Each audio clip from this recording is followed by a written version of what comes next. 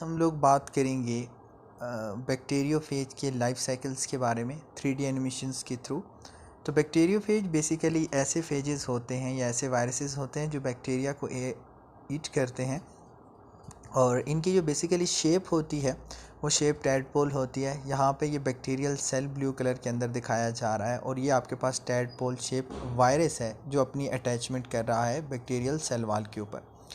जब ये bacterial cell wall के ऊपर अपनी अटैचमेंट करता है तो अपना जीनोम जो है वो या न्यूक्लिक एसिड जो है वो पास आउट कर देता है बैक्टीरियल सेल के अंदर। ठीक है, ये आप यहाँ पे अटैचमेंट को दूसरी तरीके से दिखाया गया है।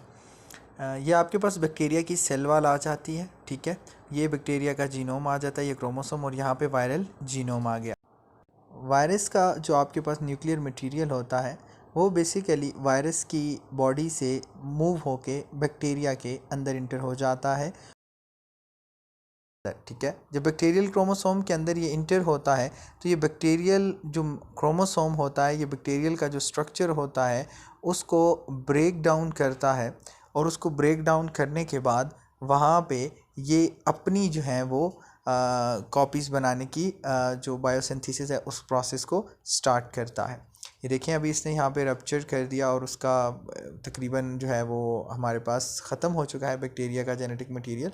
अब बैक्टीरिया के राइबोसोम को इसने पकड़ा और वायरल प्रोटीन्स बनाई। जब वायरल प्रोटीन्स बनाने के बाद इन्होंने जो आपके पास वायरस था, इसने इन वायरल प्रोटीन के साथ साथ अपने न्यूक्लिक एसिड्स को भी क्या किया, उसकी भी कॉपीज़ बनाई, और फिर उसके बाद अपने पास ये जो वायरसेस हैं इस तरीके से ये एक असेंबली कर ली, और उसके बाद ये वायरसेस बैक्टीरियल सेल को तोड़ के लाइसिस करके यहाँ से बैक्टीरियल सेल से रिमूव हो चुके हैं। तो इस वजह से इस साइकिल को लाइटिक साइकिल भी कहा जाता है, क्योंकि इसमें हमारे पास बैक्टीरिया का जो सेल है वो रप्चर हो जाता है, और एज अ रिज़ल्ट उसकी रप्चरिंग से हमारे पास जो है वो उस साइकिल को लाइटिक साइकिल कह दिया जाता है।